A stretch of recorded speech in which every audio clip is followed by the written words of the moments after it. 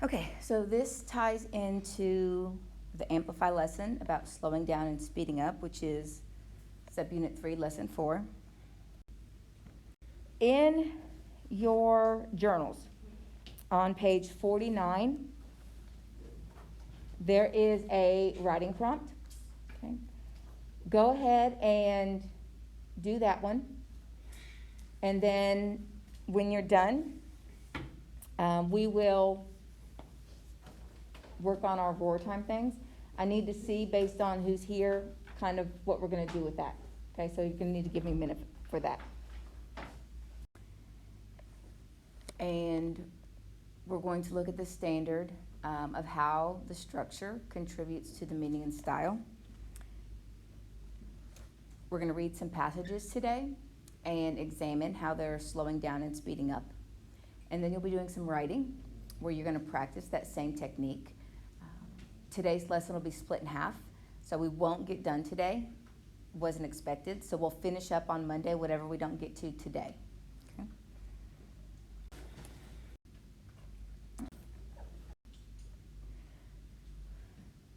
I've handed out the worksheet for writing techniques and slowing down. Go ahead and fill that out, and then I'll go over it. All right, so writing techniques for slowing down a moment. Now, when it comes to how important this technique is, when we look at the rubric for writing a narrative, we've gone over 4 different techniques, and this makes the 5th one. The writing rubric says you have to use at least half of them, okay? And when it looks like writing, slowing down and speeding up, one of the easier ones to do. So it might be one of those that if you're struggling with like the vivid verbs or characterization, this might be a good one for you to do. So what is it? To slow down a moment. That doesn't mean make it boring. It means that you're building suspense by slowing it down. Think about in a movie how they'll slow something down, like an action scene, and it's like, oh, and then boom. That's the same thing in writing. So what they do is they will take a physical environment and they'll go through and they will write a whole paragraph just on the physical environment, maybe even 2 paragraphs. And what it does is it slows it down because you're focusing on just what is happening in that moment. So there will be a lot of description. Another thing that will slow it down is you include the character's thoughts, because moments are action. So if you start going through what the character's thinking at the time, it's slowing it down and building that suspense. How the character feels, same thing. You're slowing down the movement because it's less action in the plot and really focusing on what the character thinks and feels. This one ties into the previous lesson where you add sensory details. What does the character see, hear, smell, touch, or taste? And that's one of those that's really important that you get, because that's actually in the rubric, that you use sensory details. So that's one of those that we really have to master. Slowing down and speeding up is one of those that's optional from the list that you have to have at least half of, but sensory details are required. So it's almost like you would kill 2 birds with 1 stone. And how do you add sensory details? You'll go through, and it's just like what we were talking about earlier. You know, if you're using the word bacon, right, you would describe the smell of that. If you see a tree, instead of just saying tree, you would describe the tree. You know, how would it touch? You probably wouldn't want to taste a tree, but trees actually have smells, okay? Think Christmas tree. Like, you know that is a Christmas tree because of the smell. And so as you're writing, think to yourself, can I just say tree, or can I just say new car? Or can you describe the smell that comes with that? Because that is adding the sensory details that you need. And then the effect of that is it slows down the moment because it builds suspense, which is a really good thing to have in a narrative, okay? Okay, so let's look at an example. Okay. All right, this is from Life of Pi. Okay. Babu stepped up to the trap door between the cages and started pulling it open. In anticipation of satisfaction, Mahisha fell silent. I heard two things at that moment. Father saying, "Never forget this lesson," as he looked on grimly, and the bleating of the goat. It must have been bleating all along, only we couldn't hear it before. I could feel Mother's hands pressed against my pounding heart. The trap door resisted with sharp cries. Mahisha was beside himself. He looked as if he was about to burst through the bars. He seemed to hesitate between staying where he was, at the place where his prey was closed, but most certainly out of reach, and moving to the ground level. Further away, where the trapdoor was located, he raised himself and started snarling again. Okay, so let's look at paragraph 1. Who can find an example of him slowing down? All right, those were some good things to point out.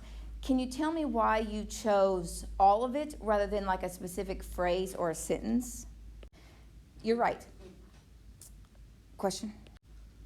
Yes, that's a very good observation. The word silently is the description that kind of begins to slow it down, and then as it heads into the dialogue continues to slow it down even more. And then when you have the bottom part where it has bleating of the goat, and then it says it again, that repetition, that imagery of bleeding really does slow it down. Very nice. Okay, let's look at the second paragraph. What are some examples here of slowing down?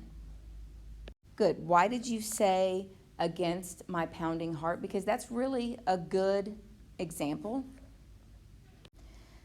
Very good for both of them. Okay, the first one, against my pounding heart, you have that sensory detail that shows the emotion. And then you're right, definitely with resisted the sharp cries, that is also emotional, the sensory detail. And because you're doing that, it definitely adds to it. So those were very good examples. Very good. And so that last part, he's definitely describing his feelings. So you do have that emotional aspect that we talked about. But by adding in so many details of the door and the setting, he's slowing it down, because he could have easily have said he hesitated at the door and then moved on. And going into 3 sentences where he just goes into detail is definitely slowing it down. Okay, very good. Okay, now this one is a hard skill a lot of times for students to get. And compare and contrast how the authors use words, sentence structure, or punctuation to slow down movement. And I think one of the reasons why this is so hard is because you don't have a really solid grasp on why punctuation is used. So you know a period goes there, and you know a comma goes there, and you know a semicolon goes there. But you don't know why, because the purpose of that punctuation is not in your mind.